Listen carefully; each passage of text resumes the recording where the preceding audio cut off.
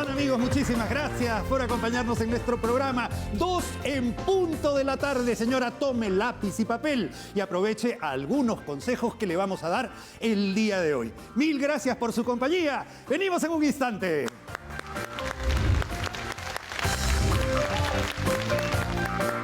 Hola amigos, ¿cómo están? Bienvenidos. Hola Perú, muchísimas gracias por acompañarnos. Este es nuestro consultorio ginecológico y nos encontramos en la buena compañía de la doctora Janet Marchena, médico ginecobstetra. Muchísimas gracias por acompañarnos, doctora Janet. Muchas gracias, amigos, también por prestarnos su atención. El tema que hoy día vamos a tratar, doctora Marchena, es algo sumamente frecuente en las mujeres.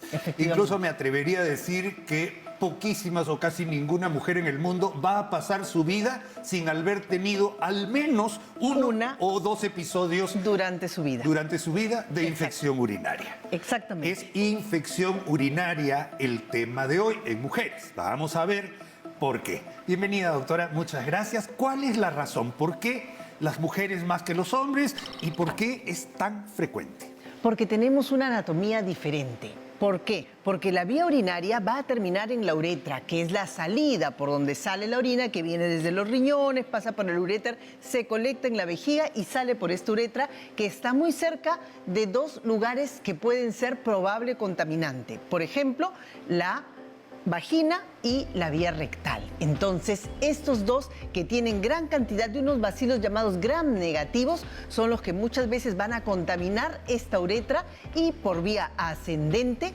llegan estos microbios tanto a la vejiga o incluso hasta el riñón. Hasta el riñón. Pielonefritis, una condición seria. Severa que termina en unidad de cuidados intensivos. Grave.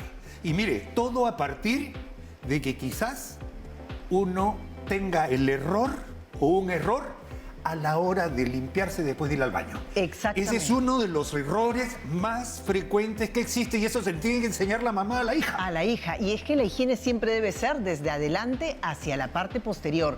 Nunca al revés porque llevamos los contaminantes. Otra de las cosas, el uso de la ropa interior. Muchas veces usamos ropas de licra muy ajustadas o estas famosas truzas que son los hilos dentales y que se encargan de llevar hacia adelante y hacia prácticamente atrás le estás haciendo el caminito, microbios, ¿no? Exactamente tal cual como tú lo dices. Le estás haciendo el caminito y esa es una de las cosas. Por eso estas ropas son casuales, no son para usar todo el tiempo, ¿no es cierto? Día a día. Solamente es para una fiesta, para una cosa muy puntual, unas cuantas horas y después tener el cuidado de que la higiene sea la adecuada, porque muchas veces creemos que solamente con agua es suficiente y no es así.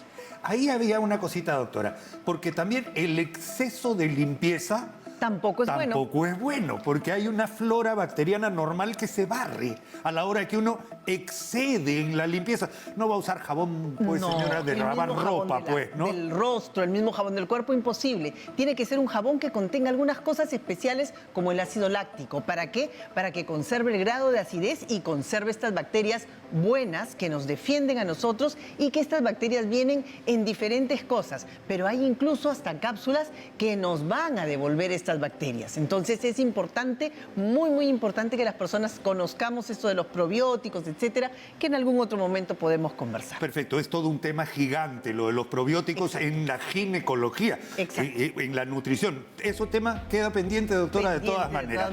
Pero vamos a ver, infección urinaria. ¿Cómo reconozco yo si tengo una infección urinaria? Y para eso vamos a ir a ver algunos síntomas. Perfecto. Nos vamos a la pared, doctora, por favor.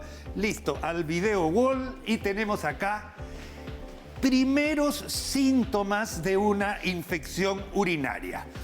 Doctora, esto puede ser muy variable. Exacto, porque muchas mujeres no experimentan el más frecuente, que es la orina turbia. Orina turbia con mal olor que parece que dejar un residuo en la taza. Entonces no dejemos nunca de mirar lo que nosotros hacemos, porque en realidad muchas veces salimos, jalamos y salimos caminando. Si uno no lo mira, ¿quién va a mirarlo? Digo yo, o sea, si uno mismo no lo mira, ¿quién lo va a mirar? Entonces eso es, pues, ¿no es cierto? Entonces, orina turbia y con un olor que no es el característico. No es el frecuente. Luego, el dolor pélvico, dolor en la parte inferior baja, sensación como de pesadez, a veces unos hincones y el dolor al momento de hacer la micción. La micción. Exacto. En ese momento yo voy a sentir o ardor al inicio, o ardor al final, o ardor todo el tiempo. Y eso es importante que se lo digamos al médico, porque con eso nosotros podemos también saber exactamente cómo dirigir la terapéutica de esta paciente. Bien importante ese dato, doctora. ¿Hay dolor al inicio, al final o durante todo el trayecto? Y hay otra cosa, doctora. Al cambiar el color de la orina, puede haber hasta color sangre. Exactamente, porque hay infecciones urinarias, las altas, las que vienen de pielonefritis, esas vienen con sangre. Entonces la orina se pone rojiza. Vamos a sentir una fuerte necesidad de orinar a cada momento. Me llama a cada rato y muchas veces las mujeres confunden esto con una infección vaginal, que no es la infección vaginal, sino es una infección de la vía urinaria. Y el peor de los síntomas, cuando ya nos ponemos en alerta, es la fiebre. Si hay una fiebre, sobre todo en una mujer mayor, en una persona ya que pasa de los 60, 70 años, en una persona que está con un problema de inmunidad, defensas bajas, tener mucho cuidado. Todos estos síntomas y fiebre, ya es necesario acudir al centro de salud. Hay una sensación, doctora, que se llama tenesmo vesical. Exacto. Esa sensación es como creer que ya terminaste y quedarte con ganas de seguir yendo al baño. Exacto. ¿No es cierto? Y esa sensación es incomodísima para la mujer. Y es muy frecuente en este caso de infección urinaria. Entonces, estos síntomas, tenerlos en cuenta para cuando una persona está teniendo una incomodidad, un dolor en la parte inferior baja, para poder llevar adelante una buena consulta y decirle al médico cuáles son mis síntomas para que el médico pueda saber hacia dónde dirigir, si es que me debe dar solo un desinflamante urinario, si es que me debe dar un antibiótico, me deben hacer un examen de orina simple, un cultivo de orina. Todas son cosas que debemos tener en cuenta. Doctora, ahí yo quiero tocar un tema súper importante.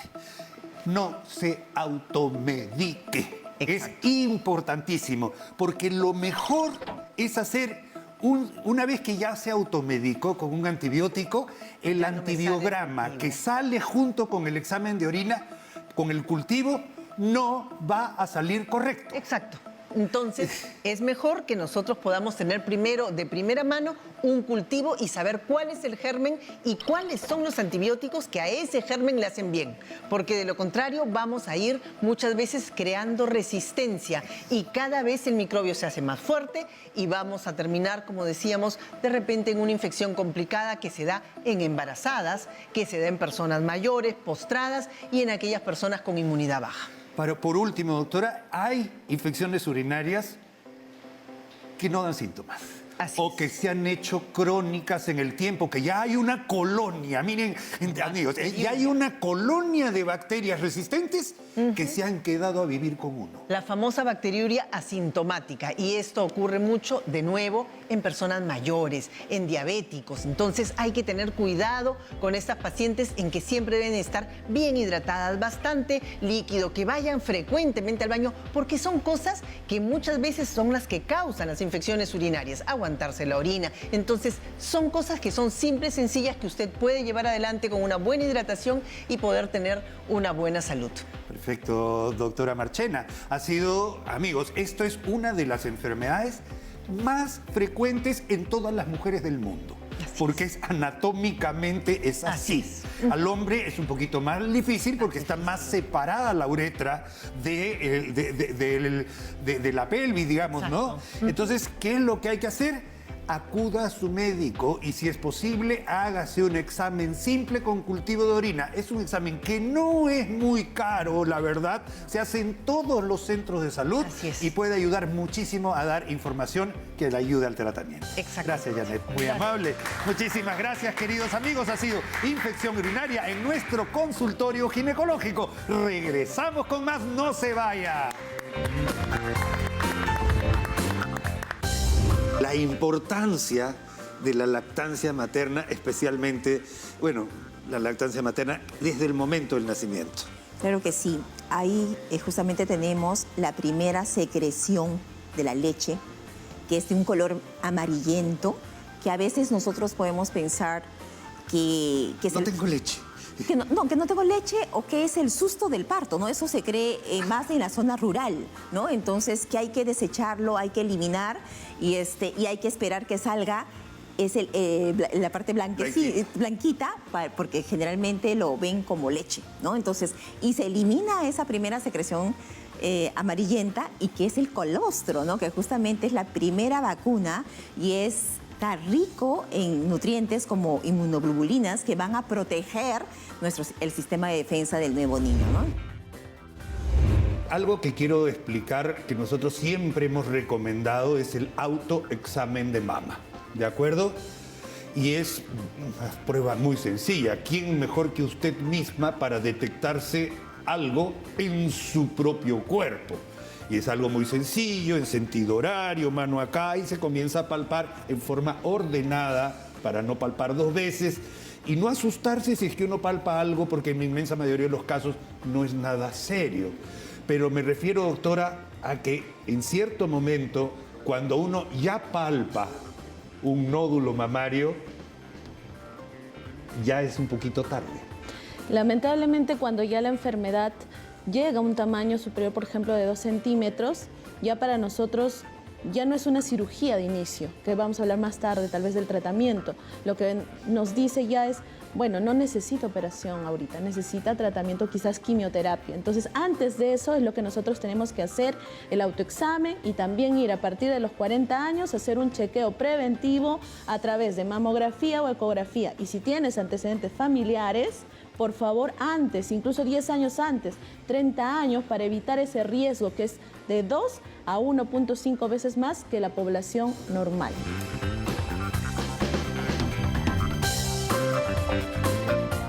Este programa llega gracias a Policel, estrecha antifluido. Se mantiene joven aunque pasen los años. Hola Perú, muchísimas gracias por recibirnos en sus hogares a esta hora de la tarde. Muchísimas gracias a usted, señora, por escucharnos y ver estos mensajes que van en nuestro consultorio nutricional. Hoy día vamos a tratar los nutrientes claves en el crecimiento de los niños con la fina colaboración de la doctora Yomi Paz, doctora en nutrición y alimentación. Muchas gracias por estar acá, doctora, muy amable. No, muchas gracias, Tomás, por la invitación, y es siempre lindo poder compartir conocimientos sobre nutrición que son tan importantes para los niños, en general para todas las personas. Muchas gracias, doctora.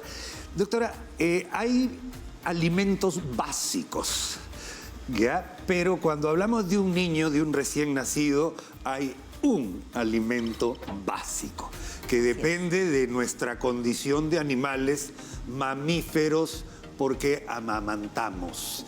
Y eso es lo que por favor quisiera que nos diga y la importancia de la lactancia materna, especialmente, bueno, la lactancia materna desde el momento del nacimiento. Claro que sí. Ahí justamente tenemos la primera secreción de la leche, que es de un color amarillento, que a veces nosotros podemos pensar que no tengo leche.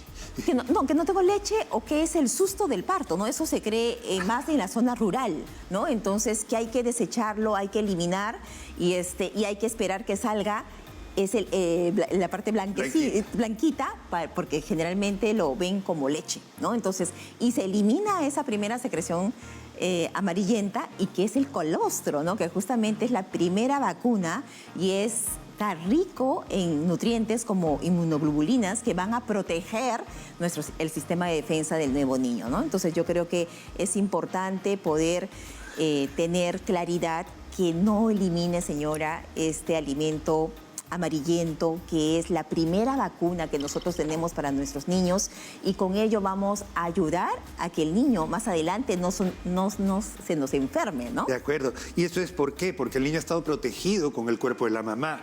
En el fruto materno tiene una cobertura que es la mamá, y el niñito vive con las inmunoglobulinas y con el sistema inmunológico de la madre, pero al contacto con la realidad, pobre niño que regresa, que entra al mundo después de un susto de estar calentito a 37 grados y de frente sale a una sala llena de luces y todo eso, es un trauma al nacer. Claro. Encontrarse con el calor materno a través de la lactancia lactancia inmediata y acercarlo al pecho de la madre es la forma natural que nosotros, los animales superiores, vamos a decir, tenemos para ese primer contacto bebito-mamá.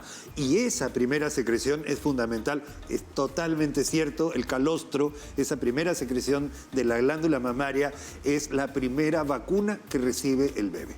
Así Correcto, es. doctora. Luego los alimentos juegan un rol importantísimo en la alimentación del niño, ¿no? En la alimentación complementaria, poder utilizar alimentos claves para que este niño no tenga anemia, logre un adecuado crecimiento, siempre acompañar de la leche materna si la mamá tiene la disponibilidad de poderle dar la leche materna, con alimentos como, por ejemplo, cuando recién a los 6 meses el niño iniciamos con huevo, con el hígado de pollo, para poder también dar el nutriente importante, como es el caso del hierro, importante el zinc, que también contiene el hígado.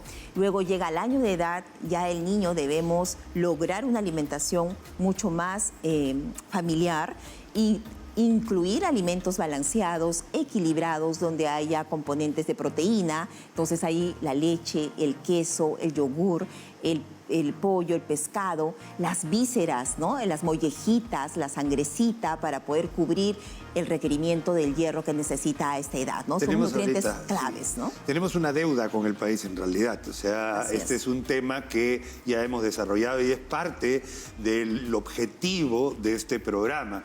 Es anemia cero en nuestro país, detección precoz del cáncer de cuello uterino y erradicación a través de la vacunación y detección precoz del cáncer de mama.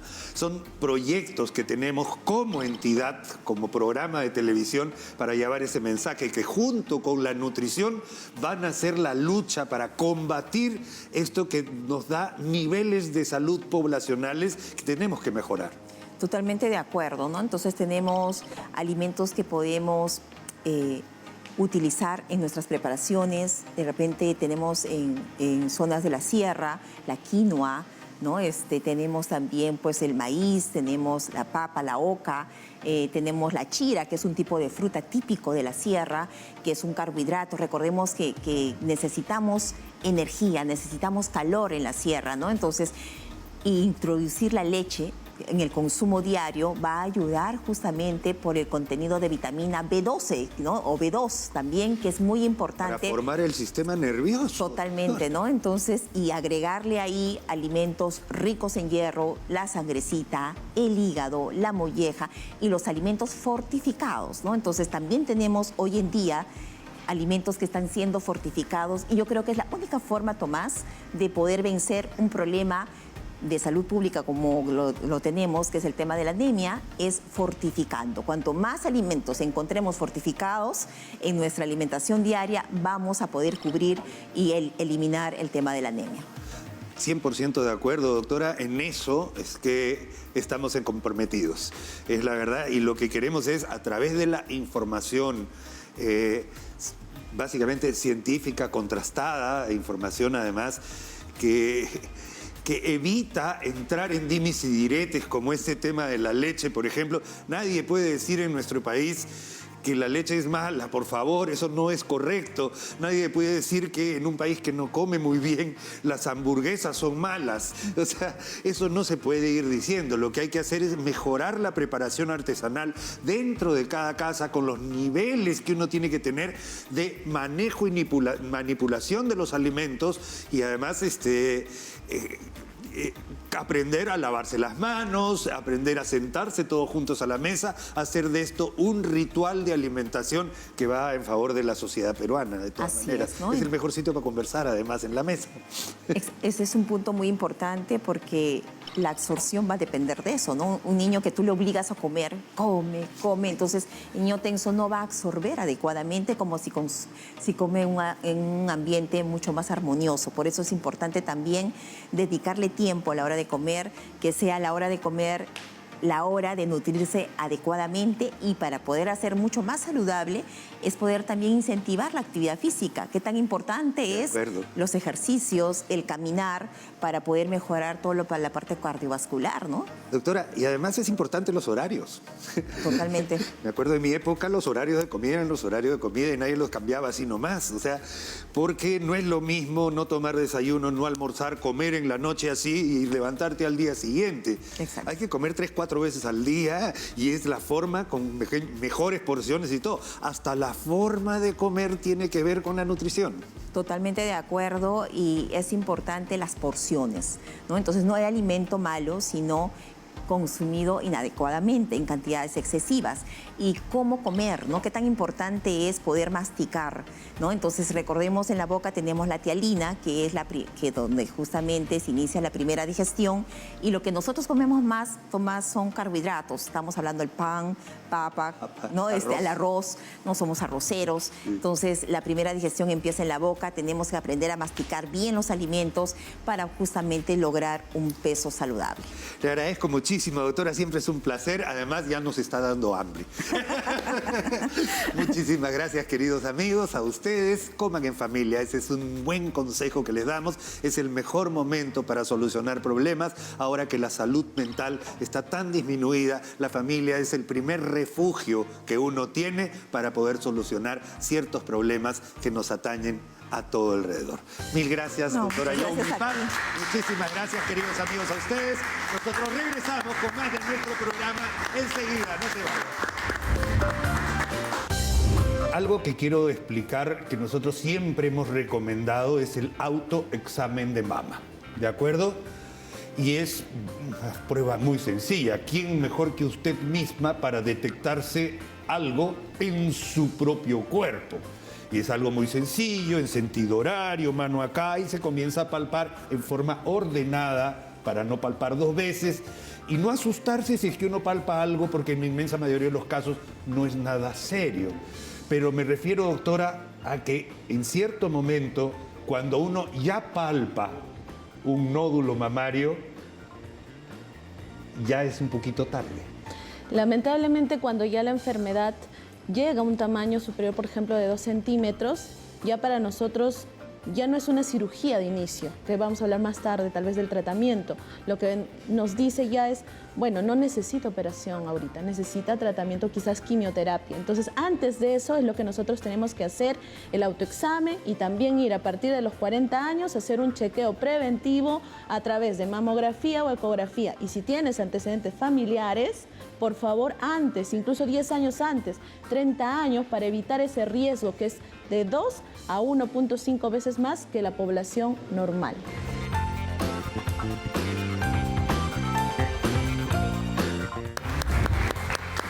Bienvenidos, amigos, muchísimas gracias por estar con nosotros, por acompañarnos en estos bloques de nuestro programa dedicados especialmente a lo más agresivo del cáncer que existe en nuestro país. No es que a nosotros nos guste hablar de esta enfermedad, es porque tenemos que hacerlo y llegar a sus casas con este mensaje, sobre todo de prevención. La inmensa mayoría de los cánceres detectados a tiempo se pueden curar. Escúcheme bien la palabra, curar. Pero cuando uno no llega a tiempo, esta letalidad que tiene el simple hecho de la palabra cáncer se incrementa muchísimo. ¿Cómo prevenir? ¿Cómo detectar a tiempo? Es justamente uno de los grandes mensajes que queremos decir hoy del cáncer que más mujeres mata en nuestro país, que incluso ha desplazado a otros cánceres que eran antes el cáncer del cuello uterino, sino ahora es el cáncer de mama. Para hablar de esto, el día de hoy nos acompaña la doctora Daisy Tarazona del Hospital Nacional 2 de Mayo del Ministerio de Salud. Bienvenida, doctora, muchísimas gracias por acompañarnos el día de hoy. Muchas gracias por la invitación, encantada de hablar sobre cáncer de mama, una patología que afecta no solo a la familia, sino a todo el sistema que engloba a la persona, la familia, el Estado. incluso las comunidades. Asimismo, es una enfermedad muy frecuente que básicamente nos está desplazando, cáncer de cervix, cáncer de estómago, y que la prevención, repitamos, la prevención cura. Y hay que botar esas barreras, esos mitos que se ponen alrededor del cáncer de mama y el cáncer en general, y nuestro objetivo es ese. Doctora, estamos empujando para el mismo lado del coche de la prevención y esta es, creo, una de las bases fundamentales de este programa. Algo que quiero explicar que nosotros siempre hemos recomendado es el autoexamen de mama, ¿de acuerdo? Y es una prueba muy sencilla. ¿Quién mejor que usted misma para detectarse algo en su propio cuerpo? Y es algo muy sencillo, en sentido horario, mano acá, y se comienza a palpar en forma ordenada para no palpar dos veces y no asustarse si es que uno palpa algo, porque en la inmensa mayoría de los casos no es nada serio. Pero me refiero, doctora, a que en cierto momento, cuando uno ya palpa un nódulo mamario, ya es un poquito tarde. Lamentablemente, cuando ya la enfermedad llega a un tamaño superior, por ejemplo, de 2 centímetros, ya para nosotros ya no es una cirugía de inicio, que vamos a hablar más tarde, tal vez del tratamiento. Lo que nos dice ya es, bueno, no necesita operación ahorita, necesita tratamiento, quizás quimioterapia. Entonces, antes de eso es lo que nosotros tenemos que hacer, el autoexamen, y también ir a partir de los 40 años a hacer un chequeo preventivo a través de mamografía o ecografía. Y si tienes antecedentes familiares, por favor, antes, incluso 10 años antes, 30 años, para evitar ese riesgo que es de 2 a 1.5 veces más que la población normal. Perfecto, doctora, bien lo ha dicho usted, porque además se está viendo cáncer en personas más jóvenes que lo que se veía antes. Hay cambios en realidad en la sociedad que están influyendo en esto, ¿no? Sabemos que, por ejemplo, el tener más de 10 kilos sobre el peso que deberías tener según tu talla, incluye obesidad, y esto lleva a un proceso inflamatorio que por per se produce cáncer en un tiempo. No es que te produzca a todos los pacientes obesos, sino es un factor de riesgo, no confundamos. Perfecto. Hay un montón de cosas que están a lo que se le está atribuyendo este aumento desproporcionado de la cantidad de pacientes. Pero señora, una mamografía, que en realidad la idea es que esté más asequible al público general, se debe comenzar a hacer a partir de qué edad, para que se lo diga obligatoriamente a Nuestra Señora. A partir de los 40. No tengan miedo. Uno de los miedos que tienen las mujeres es: mi vecina me dijo que me dolió cuando me hizo la mamografía, que sentí sensibilidad. No tengan miedo, es un examen versus la vida entera. De acuerdo, y además los equipos han ido cambiando, ¿no? No, ya han cambiado. Ahora ya no es pues que antes te aplastaban bastante la mama y dolía y todo, ahora los equipos han cambiado muchísimo. Y antes de eso, cuando por ejemplo no se hace antes, porque la ecografía también ayuda muchísimo, ¿no es cierto? Incluso se complementan. Es un paquete en realidad que se tiene que hacer mamografía, y si vemos algunos cambios hay que complementar con la ecografía. Ambos siempre se tienen que hacer a partir de los 40. Antes de ello, si te dice, bueno, puedes hacerte una ecografía en pacientes jóvenes o que tienen antecedentes familiares de genes tal vez con BRCA mutado u otros, que sí te pueden decir y te pueden avisar tempranamente, pero siempre se complementa. Eso que usted ha dicho es bien importante. Hay un tipo de cáncer de mama que tiene que ver con genes, que incluso puede llevar a una mujer a tomar la decisión de hacerse una mastectomía preventiva por la cantidad de posibilidades que hay que haga un cáncer de todas maneras, ¿no es cierto? Claro. Es importante tener en cuenta que si tuve una tía, una mamá o una hermana, tengo que hacer un chequeo preventivo más temprano. Perfecto. Doctora, ese es el camino, digamos, ¿ya? Mamografía. Afortunadamente, las mamografías sí detectan lesiones no palpables, que eso es lo que queremos hacer, ¿no es cierto? O sea, no hay que esperar palparse un bulto, porque ya es tarde. O sea, eso ya está con nosotros 5 años, más o menos, ¿no es cierto? Eso es lo que dice. Cuando uno recién se palpa, quiere decir que esa lesión ha estado con nosotros ya 5 años. Si usted se hubiera hecho hace 4 años una mamografía, hubiera detectado esta lesión que no era palpable, y ahí es donde tenemos que llegar. Definitivamente, las lesiones no palpables son nuestro objetivo porque son curativos. Recuerden, no tener miedo. Esa es la otra cosa, la esperanza, doctora. La esperanza de poder llegar a tiempo para curarse. Porque la ciencia y los parámetros médicos, vamos a decir, los protocolos que hay, nadie los está inventando ahorita. Eso existe. Pero si seguimos los protocolos, hay curación, señora, curación del cáncer que más mujeres mata en el país. Recordemos que cuando tenemos cáncer en general, el 10% a 15% corresponde a mama. ¿Se imaginan? De 100.000 personas, casi 20.000, 15.000 corresponde a cáncer de mama. ¿Cuánto podríamos nosotros impactar con un simple examen en casa y ir cada cierto tiempo, una vez al año, a hacernos una ecografía, una mamografía? Y esto no lo tiene que hacer solamente el especialista, el oncólogo o el ginecólogo. Lo puede hacer un médico familiar, un médico internista, un médico que esté en consulta y pedirle, me toca mi chequeo, por favor solicíteme los exámenes. Lo que ha dicho es clave, doctora. De verdad, doctora Tarazona, me encanta lo que acaba de decir. No tienes que pasar como médico, me refiero a ti, amigo, colega.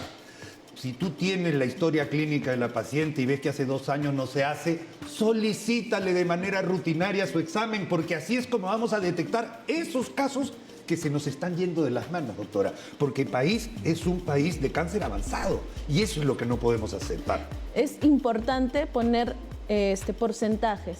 Llega a nuestra consulta casi entre el 46.6 a 50% en enfermedad localmente avanzada o avanzada. Es decir, salió de la mama o ya fue a los ganglios o se fue a otra parte de nuestro cuerpo. Imaginen cuánto podríamos nosotros, solamente con un chequeo anual, evitar esa expansión y nuestros tratamientos que llegan a ser muy costosos, como la mayoría de gente sabe, ¿no? Ay, doctora, lo que está diciendo es, creo que nuestro motivo para estar acá. Pero hay signos y síntomas que nos deben alertar.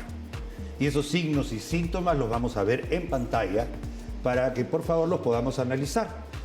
Bulto mamario, algo que está y que no estaba. ¿De acuerdo? ¿Cómo se busca? ¿Cómo se hace? ¿Qué es lo que le sugiere usted a la señora, a la joven que está en su casa? Miren, pueden estar en la cama, pueden estar duchándose, pero la idea es que se autopalpen, es decir, levanten la mano por detrás de la nuca, ambas, luego una, tóquese sin miedo, es su cuerpo, la axila, por debajo de las mamas, ver también, porque no solo es tocar, ver cambios en la piel que vamos a seguir en los siguientes puntos. Y si tocan que hay un bulto que se mueve, que es duro, de cualquier tamaño, no duden en acudir al médico. Eso es lo importante. Algo que nunca han sentido. Por eso tienen que conocer, autoexplorarse para saber cómo es su cuerpo. Lo que no estuvo antes, ahora ha aparecido o ha crecido. Eso es importante. Perfecto. Siguiente, cambios en el aspecto de la mama. A veces una, de un momento a otro, nota que ha crecido una más que la otra, ¿no? O sea, eso tiene que llamarle la atención. Cambios en el aspecto se refiere a toda la mama, por eso mírese. El color, por ejemplo, lo que dicen la famosa piel de naranja, no es normal, vamos a ver más allá. Sí. ¿Qué más? La piel empieza a volverse de otro color, el pezón también, que lo vamos a ir hablando más allá. Quizás el tamaño era diferente el año pasado y ahora ha crecido, ¿no? Entonces eso es importantísimo. Perfecto. La piel de naranja, usted mire la piel de una naranja. Así es fácil. Cuando hay esa porosidad que tiene la piel de una naranja y no estaba, también es un signo de alarma. Y por último tenemos el pezón aplanado o el pezón hundido, que cuando es de nacimiento y siempre ha sido así, digamos que no es tan importante, pero si de un momento a otro esto podría estar significando una retracción. Sí. Y se hunde como si fuera el ombligo, acuérdense, algo que no está ahí. Y otro punto importante también es secreciones anormales en la mama, de otro color, quizás amarillo, sanguinolento. Habitualmente corresponden a enfermedades que no son cáncer, pero están asociadas y esos cambios también nos llaman la atención. Perfecto. Doctora, solamente esto porque no podemos desperdiciar esa oportunidad porque se nos va el tiempo también, sino que yo quiero que usted como especialista se dirija allá, a la cámara 1, para dirigirse directamente a la persona que esté en su casa con ese mensaje de prevención. El cáncer de mama se evita, se cura, solo depende de ti. Hazte un autoexamen, chequéate anualmente y si tienes familiares con cáncer de mama, hacerlo más pronto. Recuerda, no solo te impacta a ti, sino a tu familia, a tus seres queridos, a la comunidad. Y todo es posible gracias a tu esfuerzo. Muy bien. Doctora Tarazona, ha sido para mí un gran placer, de verdad. Primero porque el mensaje creo que ha sido claro y contundente. De eso se trata la prevención. Muchísimas gracias por estar aquí. Gracias a ti.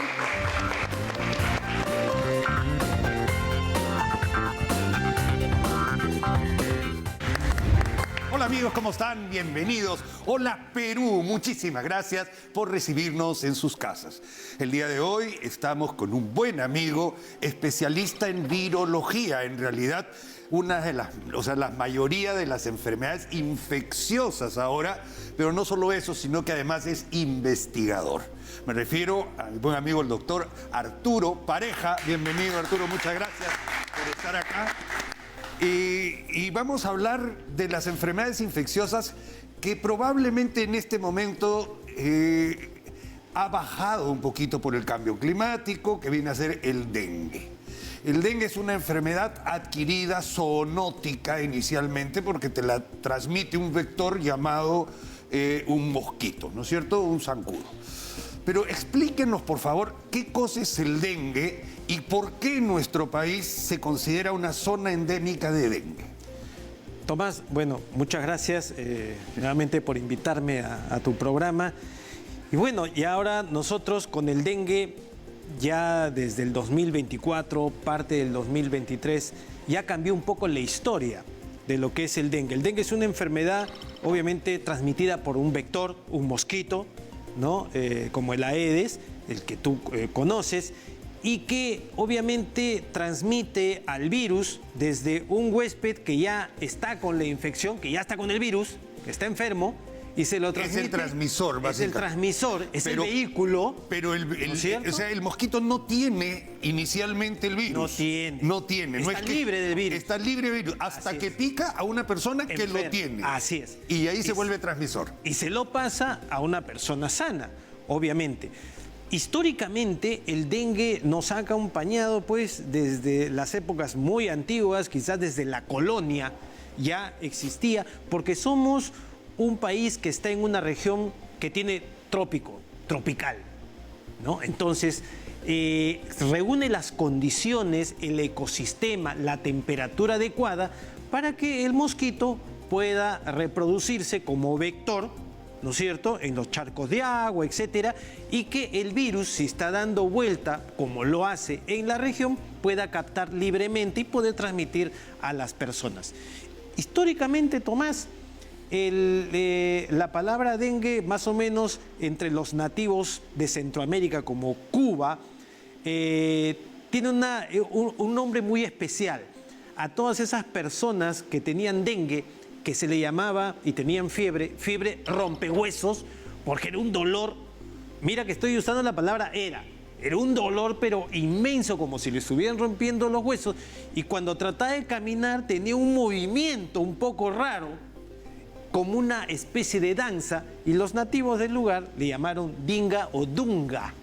Ajá. Y de ahí, pues, una pequeña metamorfosis para llamarla dengue, a esa enfermedad febril, porque todo empieza con una fiebre, ¿no? Ya. Y más el dolor le llamaban, si uno revisa los análisis de la época del virreinato, se hablaba de enfermedad rompehuesos, por el dolor intenso que se veía. Muy bien. En la zona, o sea, cuando hay más calor, más lluvias, más mosquitos, más transmisión. Esa era la historia de siempre. La historia siempre. Y nosotros, inclusive cuando estábamos en las aulas universitarias, llevamos epidemiología, llevamos el curso de enfermedades infecciosas, ¿qué nos decía? El norte del Perú, específicamente, si te acuerdas, Piura, y específicamente los órganos, era la zona endémica del dengue. Ahora ya no. Ya no. Ahora es porque todo evoluciona, Arturo, todo evoluciona.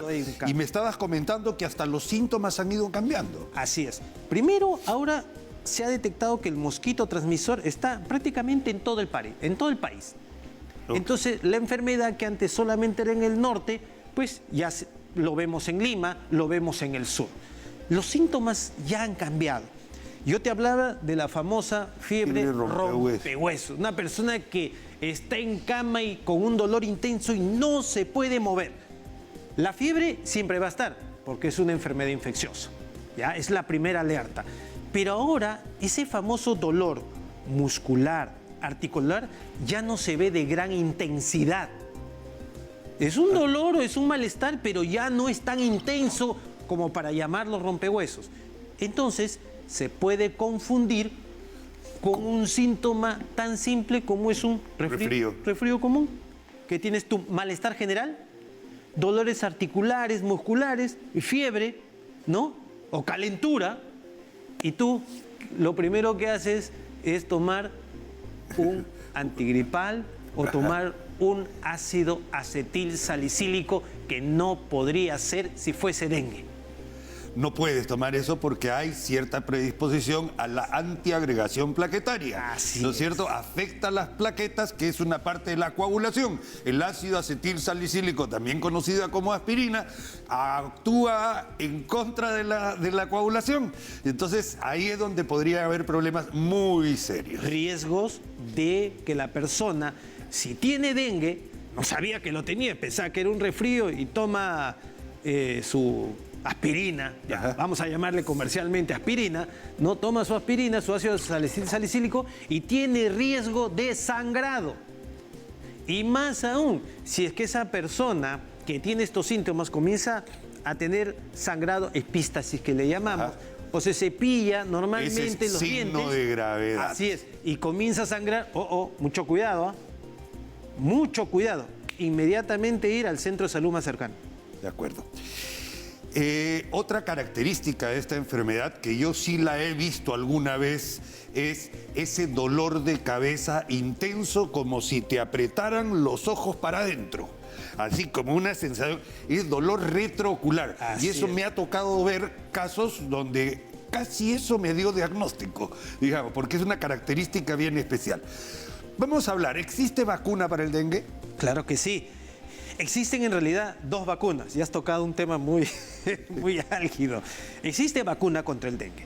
La primera vacuna que salió, no vamos a hablar de laboratorios ni nada, la primera vacuna que salió, obviamente decía, esta vacuna está diseñada para aquella persona que ya tuvo dengue. O sea, previamente tenías que haber tenido dengue. Tenías que haberte infectado con cualquiera de los 4 serotipos. Ya se habla de un quinto serotipo, ¿no? Vamos a hablar de los clásicos. Muy bien. Se comenzó a usar eso en el Asia, obviamente, donde es muy endémico. Ok, se comenzó a probar, hay ese tipo de vacuna, pero después comenzó a realizarse las investigaciones de nuevas vacunas y sale una vacuna donde no necesitas estar previamente infectado. Ok, y que el rango de edad es mucho más amplio que el anterior. Entonces, estas vacunas también están disponibles en la actualidad para los países que se requieran. Por lo menos en el norte debería haber ya un programa de vacunación. Debería haber ¿no es el cierto? programa de vacunación, pero mucho tiene que ver el que también los países se agrupen para una fabricación a escala muy alta. De acuerdo. ¿No? Para también bajar los costos. Pero vacunas, 2 existen actualmente, bien probadas. ¿Qué hacer cuando uno tiene dengue? ¿Qué es lo que tiene que hacer? Ir al centro médico más cercano, te van a sacar una prueba y sale positivo.